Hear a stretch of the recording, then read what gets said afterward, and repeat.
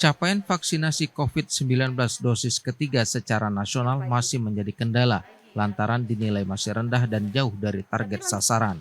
Di Provinsi Sumatera Selatan, capaian vaksinasi COVID-19 dosis ketiga baru sekitar 26,1%.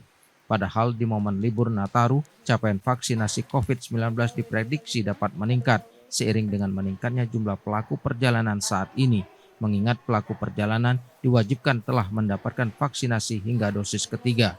Namun hal ini tidak berpengaruh pada permintaan vaksin dosis ketiga. Ya, kalau kita lihat data memang belum signifikan ya peningkatan vaksinasi, khususnya permintaan vaksinasi dari masyarakat terkait dengan persyaratan pelaku perjalanan saat ini. Ya, jadi masih rata-rata aja sama seperti hari-hari sebelumnya. Kalau kita lihat memang untuk booster ini memang masih menjadi masalah ya, tidak hanya di Sumsel tapi secara nasional capainya belum terlalu baik ya.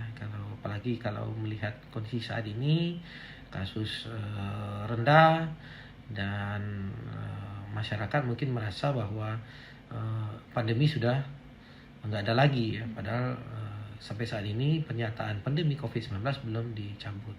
Selain melakukan percepatan vaksinasi COVID-19 dosis ketiga, Dinas Kesehatan Provinsi Sumatera Selatan juga telah menjalankan vaksinasi dosis keempat bagi lansia. Afifah Sari, TVRI Sumatera Selatan melaporkan.